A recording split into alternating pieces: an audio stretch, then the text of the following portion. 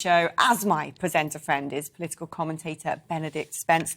Benedict, I want to pivot back to the expansion of NATO and look at the relevance and the strategic importance of having Finland and Sweden in the alliance. What are your thoughts on that? I mean, it's slightly amusing when you hear Boris Johnson coming out and saying that NATO is essentially a defensive alliance, even as it's expanding its borders. You know, I wouldn't phrase it as an aggressive alliance, but it's a conservative one. But it's wrong to say that it is entirely about defence, especially when at one end you've got the United States, which is a very sort of expansionist power and has had all sorts of jaunts around the world. And at the other end you have Turkey, which has lots of special interests in its neighbours, and if it was able to, would probably take some of their territory as well.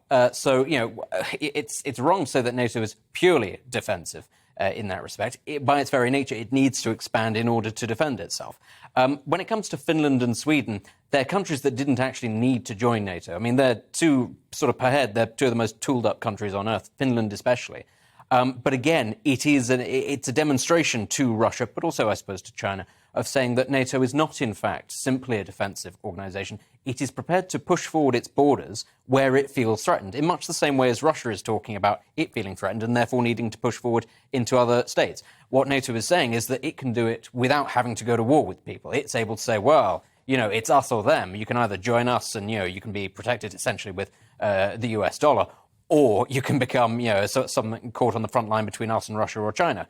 That ultimately is the nature of NATO's, I suppose, Western expansionism nowadays. It's more sort of cost-effective, certainly in terms of human life, but also in terms of finance, than Russia's technique. And it is saber-rattling. It's saying to Russia, well, look, you know, you can menace these countries if you want, but we're going to be able to put American planes on these countries' territory. We're going to be able to put nuclear submarines in their water, which, you know, they didn't need necessarily, but we can now do that. What's your response to that? And of course, Russia's response is to meddle in the affairs of its poorer neighbours, places like Ukraine, places like Georgia, but it's not going to be able to do anything with those countries or the Baltic states. As much as we talk about those potential flashpoints, it's not going to be able to without provoking a war with NATO, and you know it can't do that.